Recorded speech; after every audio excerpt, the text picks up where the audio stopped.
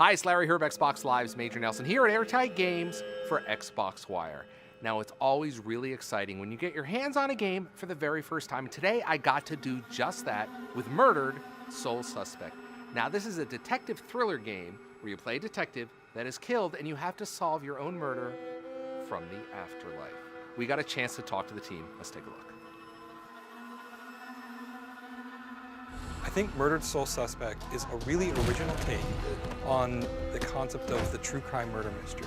But in the case of our game, what if you died and now you had to solve your own murder?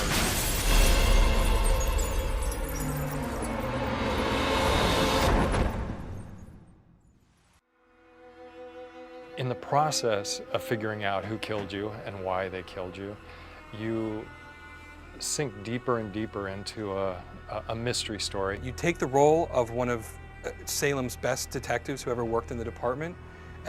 You take away all of his normal natural abilities and you give him these supernatural abilities, and you ask him to find ways to investigate crime scenes in completely new and original ways that only he as a ghost would be capable of.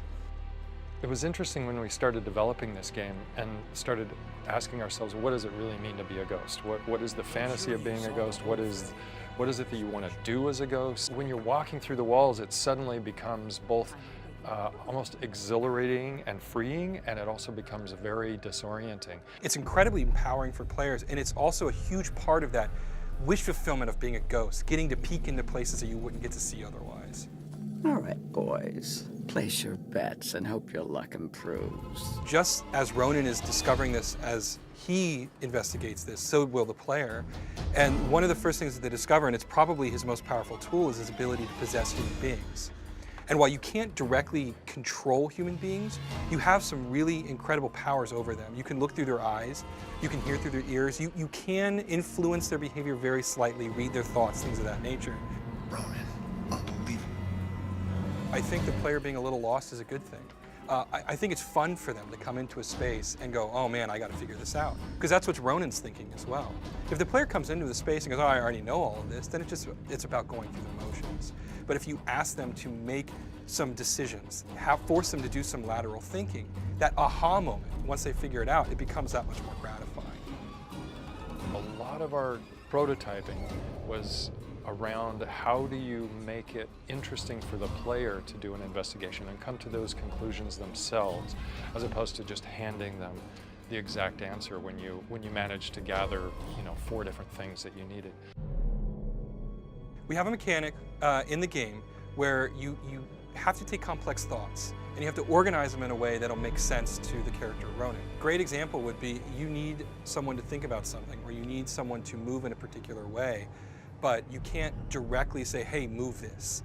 You have to basically put a thought into their head. So a witness in one of the crime scenes, she's too distraught to articulate what she saw to a police officer. But your own memory of a conversation that you overheard can be put into her head. And when you do that, it breaks free the data.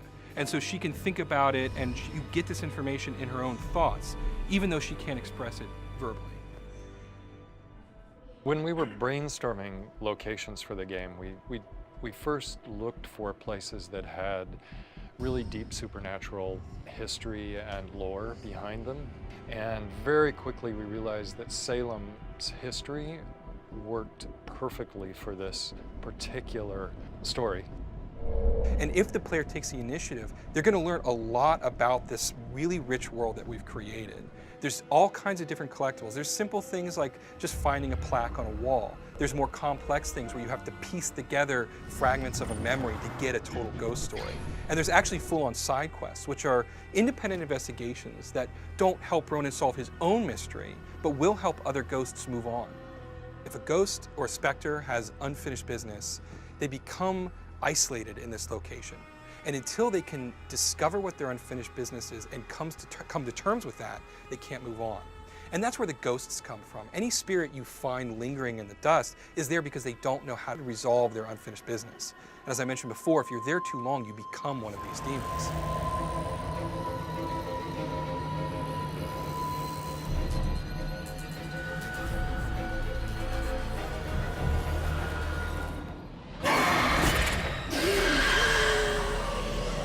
I think the thing that we're most personally proud of is creating this really rich, complex world. Something that we hope the players really want to get lost in, spend a lot of time in, learn everything that there is, find every nook and cranny. They don't just look at it like, oh my God, where is the first fight? Where is the first thing I can shoot? I want them to like the character of Ronan, like what he can do, and just really be excited about this, our own kind of personal take on ghost lore. Because while ghost lore is sort of universal, I think our interpretation of it is really original, and I think people are really going to remember it. Get back here! I said